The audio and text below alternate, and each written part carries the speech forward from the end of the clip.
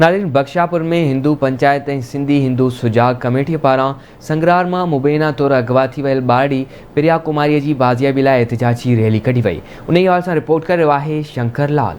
बख्शापुर में हिंदू जनरल पंचायत ऐं सिंधी हिंदू सुजाग कमेटी पारां संगरार में पुरस्कार नमूने गुम थी वियल 7 वरनि जी मासूम ॿारड़ी प्रिया कुमारी जी बाज़ियाबी लाइ एहतिजाजी रैली कढी वई।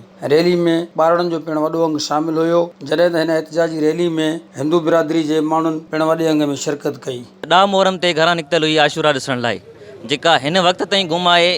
इन मामले में उनजे पीउ जेको आहे त उते वञी केस बि करायो हो, पर पुलिस का भी कार्रवाई न कई है।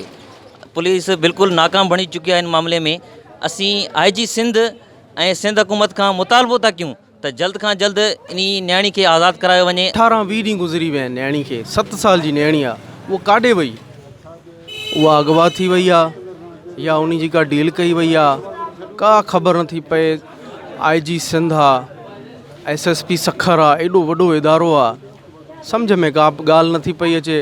असां मुतालबो था कयूं chief justice of Pakistan, supreme court of Pakistan के त जल्द को जल्द नंढड़ी 7 साल प्रिया संगरार वासी के बाज़ियाब कराए पंहिंजो फ़र्ज़ पूरो कनि। महिरबानी। असां IG सिंध और गवर्नमेंट ऑफ सिंध का मुतालबो कयूं था त महिरबानी करे उन न्याणी के बाज़ियाब करायो वञे ऐं असां हिंदुनि में जेकी बेचैनी आहे उहा ख़त्म कई वञे।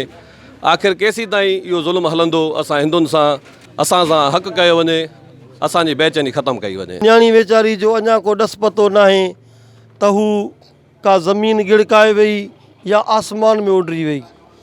अञा ताईं इंतज़ामिया चुप आहे। एतिरियूं रैलियूं कढियूं थियूं वञनि।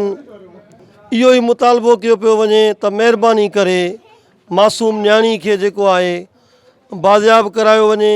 अॻवाननि PP चेयरमैन बिलावल भुट्टो ज़रदारी, वॾे वज़ीर सैयद मुराद अली शाह सुप्रीम कोर्ट के चीफ जस्टिस के अपील कंदे चयो आहे त हिंदू बिरादरी के तहफ़ुज़ मुहैया करे फैलियल बेचैनी के ख़त्म करे मासूम न्याणी प्रिया कुमारी के फौरी तौर ते बाज़ियाब करायो वञे। कैमरामैन दर्शन करीवाल सां गॾु शंकर लाल, आवाज़ TV न्यूज़, बख्शापुर।